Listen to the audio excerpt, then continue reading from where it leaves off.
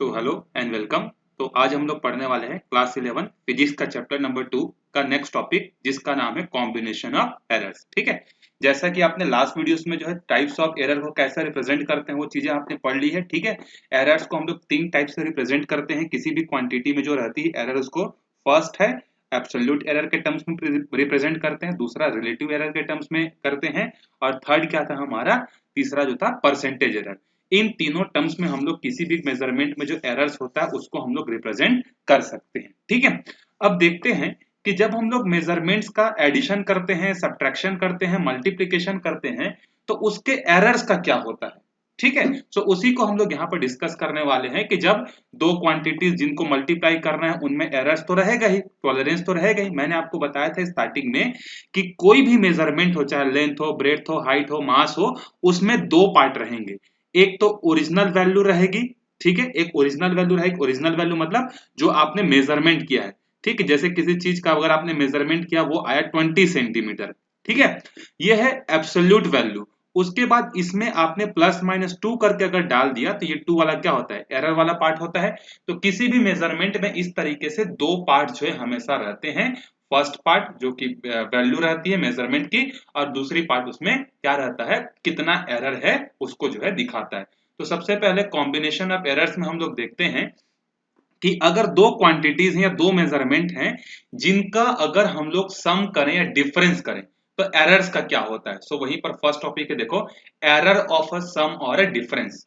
जब आप दो क्वांटिटीज, जैसे आपने यहां से लेके यहां तक का डिस्टेंस आपको मेजर करना है, और उसके बाद यहां से लेके यहां तक के डिस्टेंस को फिर मेजर करना है, तो यहां से लेके यहां तक एक बार नापोगे, फिर प्लस करोगे कि नहीं इसको। तो उसी तरीके से जब आप दो मेजरमेंट का एडिशन करोगे और सब्ट्रैक्शन करोगे तो एरर्स कैसे होते हैं, देखो।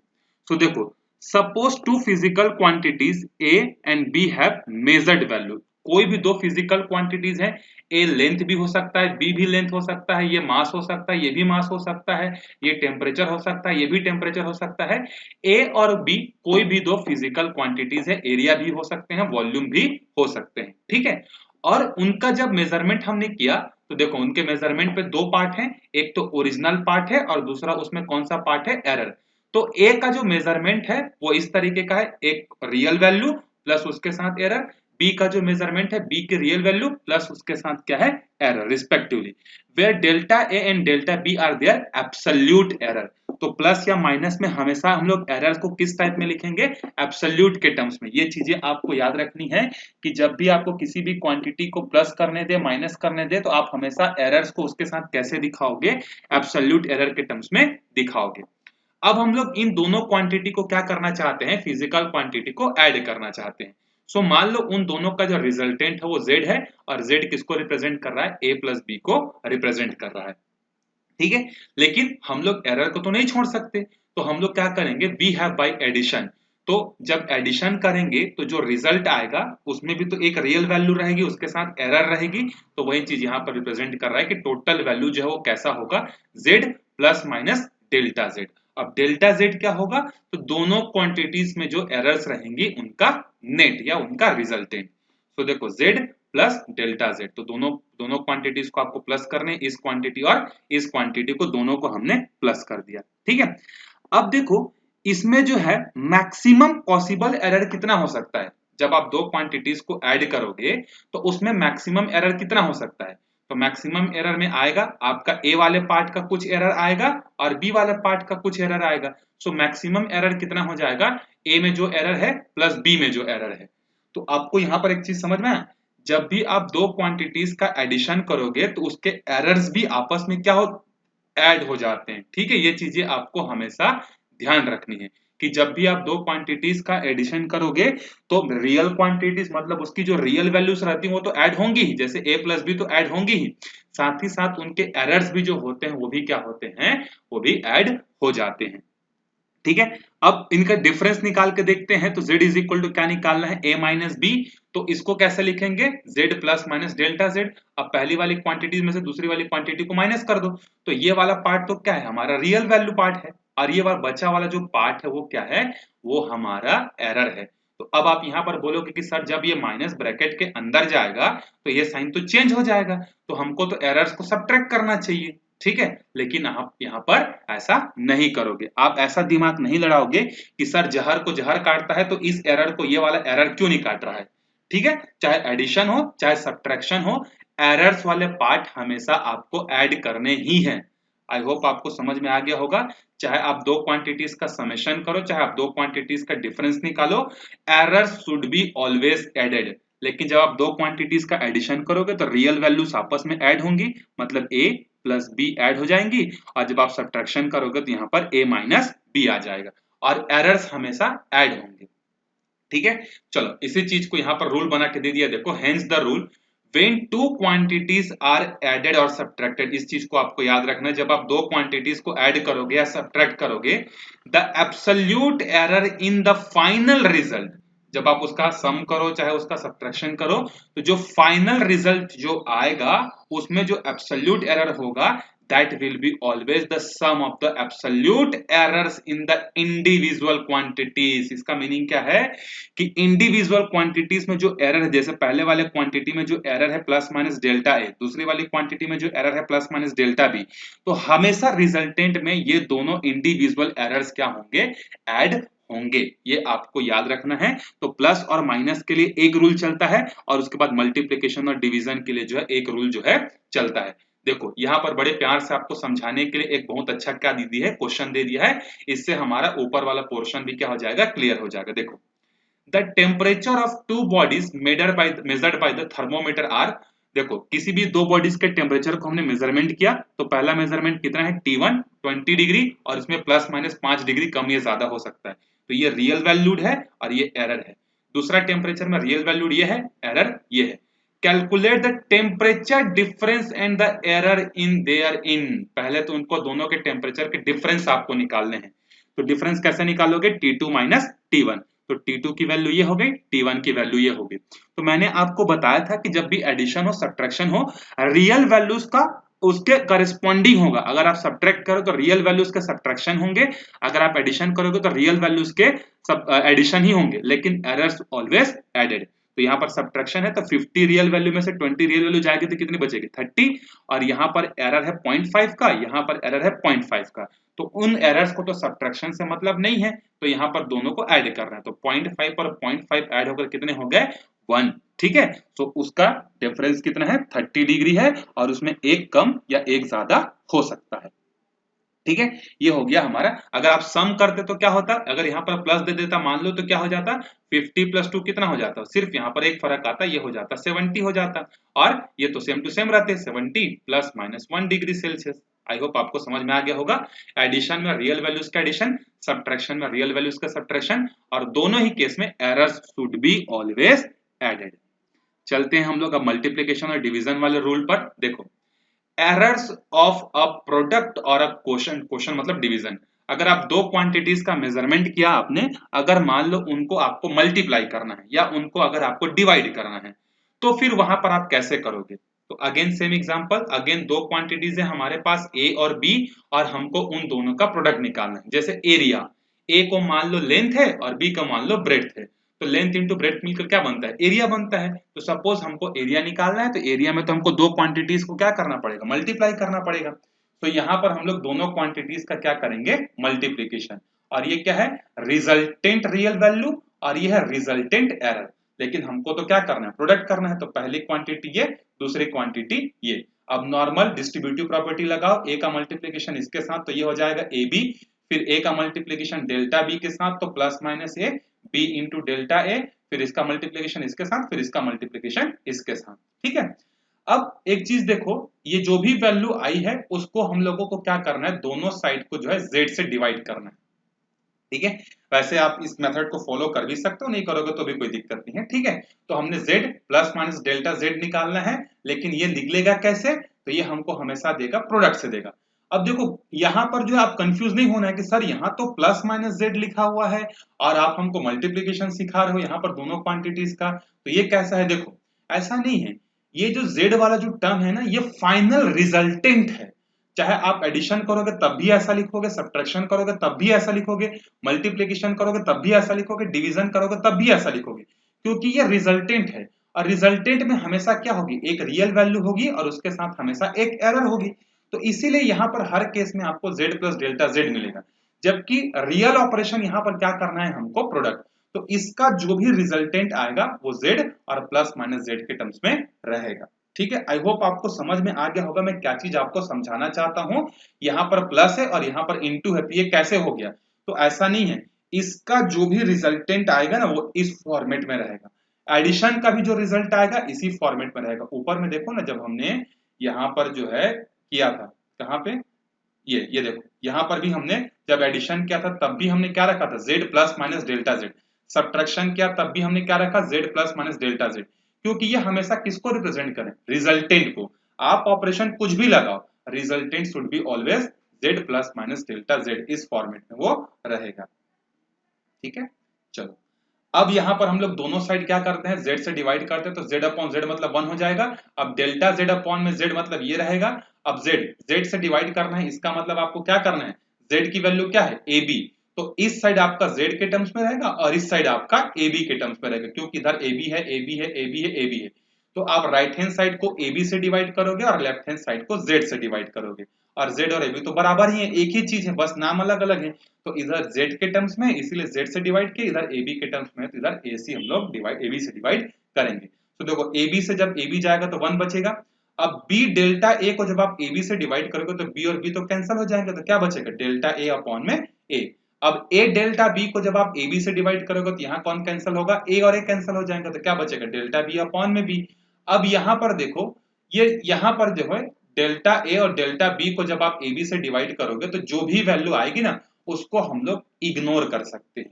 क्यों इग्नोर करेंगे, तो देखो, जब दो बहुत छोटी क्वांटिटीज का अगर आप मल्टीप्लिकेशन करते हो ना तो वो और छोटी क्वांटिटी देता है, और फिजिक्स में हम लोग बहुत छोटी सी स्मॉल क्वांटिटी को नेग्लेक्ट कर सकते हैं। ठीक है, तो अब देखो ये और ये 1 और 1 इधर से कैंसिल हो गए।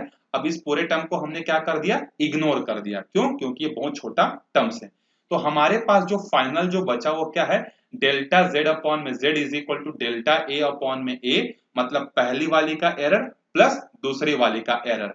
लेकिन यहाँ पर डेल्टा z अपॉन z क्या होता है, याद करो, मैंने यहाँ पर आपको बताया था 3 टाइप के एरर्स का रिप्रेजेंटेशन। तो एडिशन सब्ट्रैक्शन में तो एब्सोल्यूट एरर के टर्म्स में रिप्रेजेंट करते हैं। जब यहाँ पर बात हो जाएगी तो डेल्टा z अपॉन में z, मतलब ये इनडायरेक्टली क्या एरर को बता रहा है, ये रिलेटिव एरर को बता रहा है। याद करो रिलेटिव एरर का फॉर्मूला क्या था, delta A mean divided by delta A, ये था कि नहीं रिलेटिव एरर का, तो वही चीज को ये रिप्रेजेंट कर रहा है। तो ये है रिलेटिव एरर। तो जब आप दो चीजों का प्रोडक्ट निकालोगे या आप उनका डिवीजन निकालोगे तो उनके एरर्स को आप किस फॉर्मेट में लिखोगे, आंसर है रिलेटिव एरर के फॉर्मेट में लिखोगे।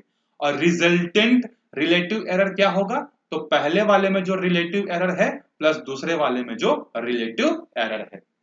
देखो अब रूल क्या बन गया, when two quantities are multiplied or divide, the relative error in the result is the sum of the relative errors in the multipliers।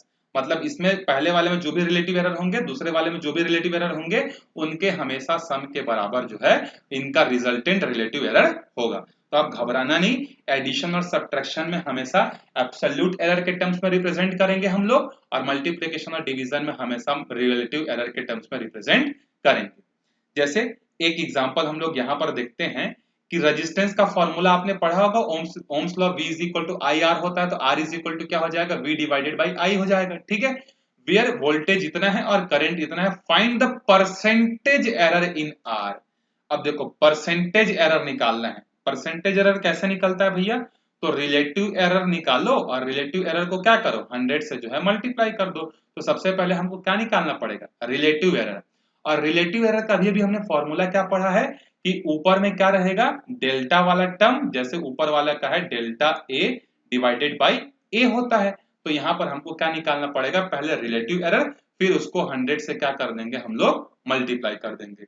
तो पहले वाले में जब रिलेटिव एरर निकालेंगे हम लोग तो देखो डेल्टा वाला पार्ट कौन सा है, 5 है कि नहीं, डेल्टा वाला एरिया जो है 5 है, क्योंकि डेल्टा ए अपॉन में ए होता है रिलेटिव एरर, फिर उसको 100 से मल्टीप्लाई करेंगे तो परसेंटेज एरर बन जाएगा।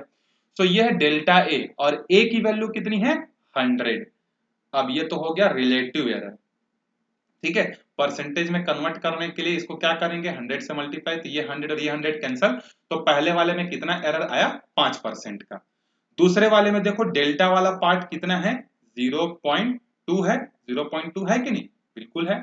और डेल्टा, ये तो डेल्टा वाला पार्ट हो गया, और बिना डेल्टा वाला पार्ट ये है, तो ये हो गया रिलेटिव एरर, क्योंकि रिलेटिव एरर हमेशा error divided by real value होता है, इनटू 100, 100 करेंगे ना परसेंटेज के टर्म्स में चेंज करने के लिए, तो एक जीरो इसके साथ कैंसल, तो 10 इंटू 0.2 करेंगे तो कितना आएगा, 2%। तो इसमें कितने परसेंट का रिलेटिव एरर है, 2% का, और इसमें कितने का रिलेटिव एरर है, 5% का, मतलब परसेंटेज के टर्म्स में। मैं जब भी बोलूं ना आपको रिलेटिव एरर या परसेंटेज एरर, दोनों का मतलब सेम होता है, आपको कंफ्यूज नहीं होना है, ठीक है। तो पहले वाले में 5% का एरर है, दूसरे वाले में 2% का एरर। अब यहाँ पर ये जो दोनों क्वांटिटीज हैं वो क्या हो रही, डिवाइड हो रही। तो अभी अभी हमने पढ़ा है कि जब दो क्वांटिटी मल्टीप्लाई हो या दो क्वांटिटी डिवाइड हो, उनका रिलेटिव एरर या उनका एरर को हमेशा क्या किया जाता है, ऐड किया जाता है। यहाँ पर देखो ना, अब भी जस्ट पढ़े थे हम लोग कि उनके रिलेटिव एरर्स को हमको क्या करना है, सम करना है। तो हम लोग यहाँ पर सम करेंगे, देखो पहले वाले का रिलेटिव एरर प्लस दूसरे वाले का रिलेटिव एरर, और रिलेटिव एरर का बड़ा भाई क्या होता है, परसेंटेज एरर। तो परसेंटेज में भी हम लोग क्या करेंगे, एडिशन ही करेंगे। तो टोटल एरर जो होगा आर में बी डिवाइडेड बाई आई करेंगे, मतलब दोनों का एडिशन करेंगे। तो 5% प्लस 2% इज इक्वल टू 7%। तो यहां पर हमने रिलेटिव एरर्स मतलब परसेंटेज एरर्स का समेशन किया है। आप नॉर्मल ये मत कर देना कि 5 प्लस 0.2, सर इसमें तो 5.2 का एरर है। ये कब करते, जब बी और आई को ऐड करने बोलता है, लेकिन यहाँ पर बी और आई डिवाइड हो रहे हैं। तो डिवाइड हो चाहे मल्टीप्लीकेशन हो, पहले रिलेटिव एरर निकालोगे या परसेंटेज एरर निकालोगे, फिर उसका आपको एडिशन करना है। एक और क्वेश्चन देखते हैं, एग्जांपल नंबर 2.10। देखो क्या बोल रहा है आपको, टू रजिस्टर ऑफ रेजिस्टेंस, दो रेजिस्टेंस है, पहले वाले रेजिस्टेंस की रियल वैल्यू कितनी है 100, और उसमें प्लस माइनस 3 ओम कम या ज्यादा हो सकता है। दूसरा वाला कितना है 200 है, इसमें प्लस माइनस 4 वैल्यू हो सकती है। कनेक्टेड इन सीरीज, पहली बार ये सीरीज में लगाए गए, दूसरे बार पैरेलल में लगाए गए। Find the equivalent resistance of the series combination and parallel combination. आपको क्या करना है, सीरीज कॉम्बिनेशन में रिजल्टेंट मतलब रिजल्टेंट जो है रेजिस्टेंस की वैल्यू फाइंड करनी है, और पैरेलल कनेक्शन में आपको फाइंड करनी है।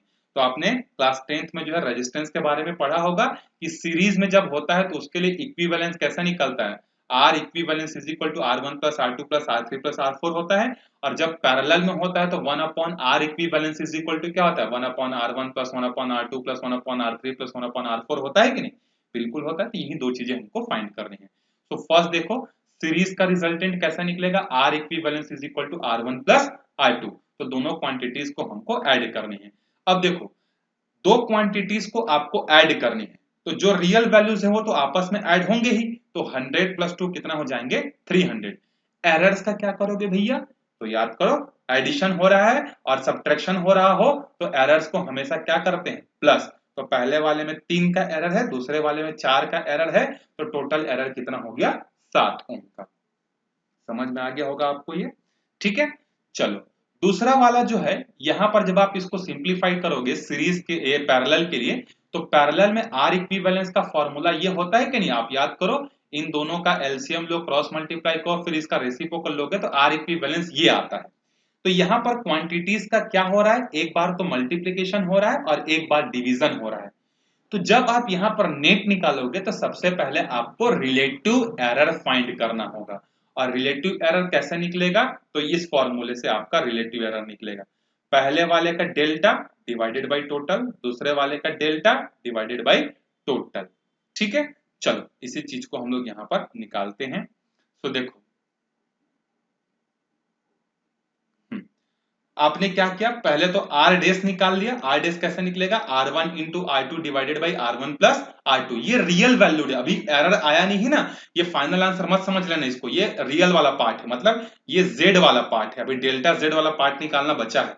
तो Z वाला पार्ट मतलब R1 इंटू R2 मतलब 100 into 200 divided by R1 plus R2। जब आप इसको सॉल्व करोगे तो ये वैल्यू आएगी आपके Z की वैल्यू 66.7। लेकिन आपको तो एरर भी चाहिए, और उसने बता दिया कि आपको एरर इस फॉर्मूले से निकालना है। किस फॉर्मूले से, ये वाले फॉर्मूले से। और ये वाले फॉर्मूले से हमको क्या चाहिए, delta R upon R square चाहिए, ठीक है। तो अब यहां से हम लोग डेल्टा आर जब निकालेंगे तो ये आर स्क्वायर इधर जाके क्या करेगा, सबको मल्टीप्लाई करेगा कि नहीं। तो ये इधर जाके क्या किया, सबको मल्टीप्लाई किया। अब देखो आर डेस की वैल्यू कितनी है भैया 66.7 है, 66.7 तो है ना, तो उस वैल्यू को आप वहां पर रख दो। ठीक है, तो ये हो गया r डैश का स्क्वायर मतलब 66.7।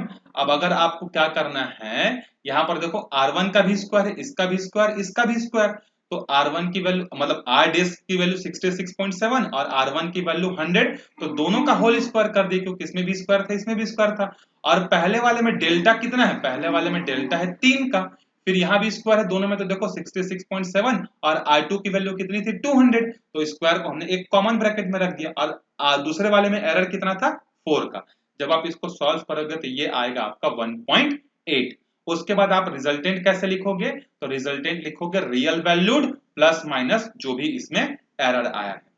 आई होप आपको समझ में आ गया होगा ये। ठीक है, तो आप बोलोगे कि सर यहाँ तो डिवाइड हो रहा था फिर आपने एरर्स को प्लस कैसे कर दिया। अरे भैया डिवाइड हो मल्टीप्लिकेशन हो कुछ भी हो, फाइनल वैल्यू को हम लोग हमेशा कैसा लिखते हैं, z plus minus delta z। Delta z निकालने का तरीका अलग अलग हो सकता है, प्लस और माइनस में डेल्टा z अलग निकलता है, मल्टीप्लिकेशन डिवीजन में डेल्टा z अलग निकलता है। तो यहाँ पर ये था z वाला पोर्शन, ये था डेल्टा z। डेल्टा z मतलब ये वाला हमको क्वेश्चन में दे दिया था कि आपको डेल्टा आर कैसे निकालनी है, तो हमने यहां से निकाल दिया। फिर फाइनल रिजल्ट को हमने z plus minus delta z के टर्म्स में हमने रिप्रेजेंट कर दिया। ठीक है, चलो एक बहुत अच्छा यहाँ पर टॉपिक आने वाला है, देखो ये errors in case of measured quantity raised to the power. अगर किसी क्वांटिटी के पावर में 2 है, जैसे मान लो सपोज z है, z मतलब एक कोई वैल्यू है कोई क्वांटिटी है, वो किस पर डिपेंड करती है a स्क्वायर पर, तो इसमें एरर्स आप कैसे निकालोगे। तो इसका सिंपल सा आंसर है कि जो भी पावर में रहेगा उसको आपको सामने उसके रिलेटिव एरर के साथ क्या कर देना है, मल्टीप्लाई। तो जब आप z का रिलेटिव एरर निकालने जाओगे मतलब delta z plus delta z upon z जब निकालने जाओगे तो दो स्क्वायर मतलब 2 बार, तो ये पहली बार का एरर और ये दूसरी बार का एरर, मतलब इनडायरेक्टली क्या है, जो भी पावर रहेगा ना वो उसके रिलेटिव एरर से उतने टाइम्स मल्टीप्लाई हो जाएगा। जैसे अगर z इज इक्वल टू कोई क्वांटिटी है, सपोज दैट, एक मिनट,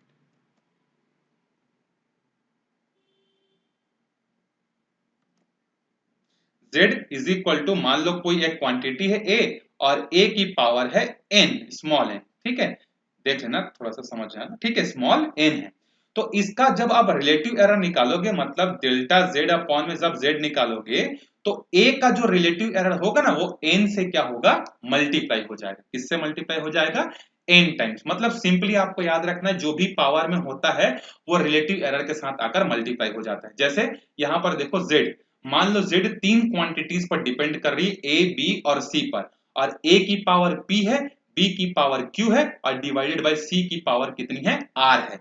जब आप इस z में आप रिलेटिव एरर निकालोगे मतलब डेल्टा z अपॉन z, तो आपको पहले वाले का रिलेटिव एरर को लिखना है, दूसरे वाले का रिलेटिव एरर को लिखना है, तीसरे वाले का रिलेटिव एरर को लिखना है और सबको प्लस करना है।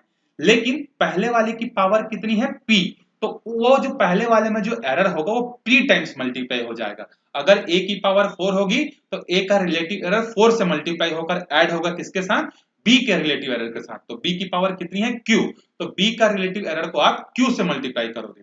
c का रिलेटिव एरर कितना है, डेल्टा c अपॉन में c, और इसको किससे मल्टीप्लाई करोगे, इसकी पावर कितनी है r। अब यहां पर आप डिवाइड नहीं देखोगे कि डिवाइड हो रहा है तो सर इन दोनों को ऐड कर देते हैं फिर डिवाइड कर देते हैं, ना भैया ना, हमने रूल पढ़ा है मल्टीप्लिकेशन और डिवीजन में कुछ भी हो रिलेटिव एरर्स का हमको हमेशा सम करना है, लेकिन अगर पावर आ गई तो उसको उतने टाइम से मल्टीप्लाई कर देना है। तो एक रूल फिर बन गया, देखो the relative error in a physical quantity raised to the power k। अगर किसी फिजिकल क्वांटिटी की पावर k है और जब आप उसका रिलेटिव एरर जब निकालोगे तो उसका फाइनल एरर जो होगा मतलब उसका रिलेटिव एरर जो होगा वो k से क्या होगा, मल्टीप्लाई हो जाएगा। मैं जैसे मैंने अभी आपको समझाया था कि नहीं, यहाँ पर अगर कोई क्वांटिटी है सपोज दैट z, और z किस पर डिपेंड कर रहा है, मान लो a की पावर n पर, तो जब आप z का रिलेटिव एरर निकालोगे मतलब आपको a का रिलेटिव एरर निकालना पड़ेगा। सो a का रिलेटिव एरर जो भी आएगा ये क्या आएगा, ये आएगा कि नहीं, उसको क्या करोगे आप n से मल्टीप्लाई कर दोगे, मतलब जो भी पावर रहेगा आप उससे मल्टीप्लाई कर दोगे। जैसे एक क्वेश्चन देख लेते हैं, find the relative error in z if z is equal to a की पावर 4 b की पावर 1/3 और c की पावर 1 d की पावर 3/2। बड़ा आसान सा क्वेश्चन है, a का रिलेटिव एरर कितना होगा, डेल्टा ए अपॉन में ए और इसकी पावर कितनी है 4, तो ये 4 से मल्टीप्लाई हो जाएगी रिजल्टेंट निकालने के लिए। अब b की पावर कितनी है 1/3, तो b का रिलेटिव एरर लिखो, उसको 1/3 से मल्टीप्लाई करो। c का रिलेटिव एरर कितना होगा डेल्टा c अपॉन में c और इसकी पावर कुछ नहीं मतलब 1 है, तो ये 1 से मल्टीप्लाई हो गया। उसके बाद d का रिलेटिव एरर क्या होगा ये, और इसकी पावर कितनी है 3/2। तो आपको जो भी वैल्यू मिलेगी ये इस फॉर्मेट में आपको वैल्यू पुट कर देनी है, ठीक है। तो पहले वाले को 4 से मल्टीप्लाई किया, दूसरे वाले को 1/3 से मल्टीप्लाई किया, तीसरे वाले को 1 से किए, चौथे वाले को 3/2 से किए। हम लोग अपने मर्जी से नहीं किए हैं, ये हमारा फॉर्मूला होता है, शॉर्टकट तरीका होता है, एक तरीके से समझ सकते हो एरर्स निकालने का, ठीक है। एक और क्वेश्चन देख लेते हैं हम लोग। यहाँ पर देखो पेंडुलम वाला जो दिया हुआ है उसी को हम लोग डिस्कस कर लेते हैं। यहाँ पर देखो, अब period of oscillation of a simple pendulum is t is equal to 2π√LG। Oscillation मतलब समझते हो ना, एक कंप्लीट घूमने के लिए उसको जितना टाइम लगता है वो इस फॉर्मूले से हम लोग कैलकुलेट कर सकते हैं। Measured value of L, L की जो मेजर्ड वैल्यू है 20 सेंटीमीटर है and 1 millimetre accuracy. 1 millimetre accuracy मतलब उसमें एरर कितना है 1 मिलीमीटर का हो सकता है। एंड टाइम कितना लगा उसको 100 ऑसिलेशन के लिए लगा 90 सेकेंड, मतलब 90 सेकेंड में वो 100 बार ऑसिलेशन कर लेता है, ठीक है। यूजिंग अ रिस्ट वॉच, और हमने उसका टाइम पीरियड जो निकाला है ये 90 सेकेंड वो किससे निकाला है रिस्ट वॉच से निकाला है। और रिस्ट वॉच में जो गलती हो सकती है वो 1 सेकेंड कम या ज्यादा हो सकता है, मतलब ये टाइम या तो 91 हो सकता है या 89 हो सकता है। What is the accuracy in the determination of जी, तो जी की एक्यूरेसी में आपको कितना डिटर्मिनेशन मिलेगा।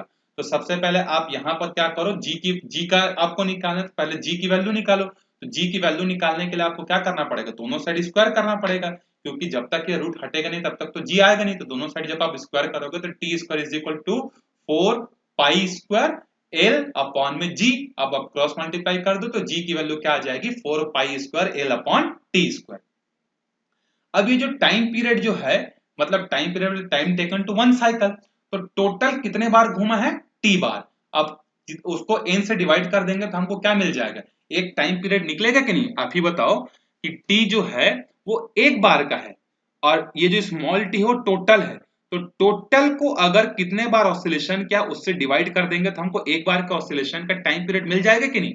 ठीक है, जैसे अगर 5 पेन की कीमत 100 रुपए है, एक पेन की कीमत आपको निकालनी है तो क्या करोगे 100 को 5 से डिवाइड करोगे कि नहीं। तो वही काम यहाँ कर रहे हैं, ये एक चीज की कीमत है, ये टोटल 100 रुपए है और पेन कितने हैं 5। उसी तरीके से जब आप डेल्टा टी निकालोगे तो ये क्या हो जाएगा डेल्टा टी अपॉन में एन हो जाएगा। उसके बाद जब आप इसका रिलेटिव एरर निकालोगे मतलब delta T divided by T करोगे तो एन और एन क्या हो जाएंगे कैंसल। तो डेल्टा टी अपॉन टी की वैल्यू क्या आएगी स्मॉल डेल्टा टी अपॉन में टी। अब देखो ये तो 4π² जो होता है तो कांस्टेंट होता है, कांस्टेंट में कोई एरर नहीं होता। तो जी में जो रिलेटिव एरर होगा डेल्टा जी अपॉन में जी वो सिर्फ दो चीजों पर डिपेंड करेगा एल और टी पर, और एल और टी यहाँ पर क्या हो रहे हैं दोनों डिवाइड हो रहे हैं। तो देखो एल की पावर कुछ नहीं मतलब 1, सो डेल्टा एल अपॉन में ए। टी की पावर कितनी है 2, तो जब आप डेल्टा टी का रिलेटिव एरर लिखोगे तो आप उसको क्या करोगे 2 से मल्टीप्लाई कर दोगे। अब देखो डेल्टा एल पहले वाले में कितने का एरर हो सकता है 1 मिलीमीटर का। सो पहला वाला सेंटीमीटर में दिया है तो इसको भी सेंटीमीटर में कन्वर्ट करना पड़ेगा।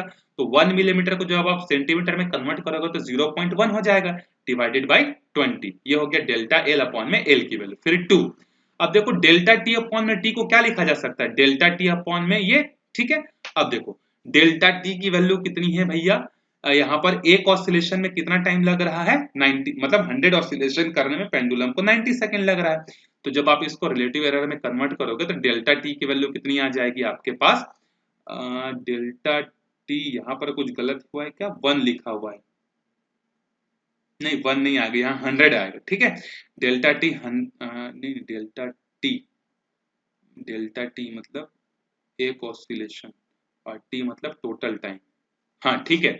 डेल्टा टी मतलब स्मॉल और टी मतलब टोटल।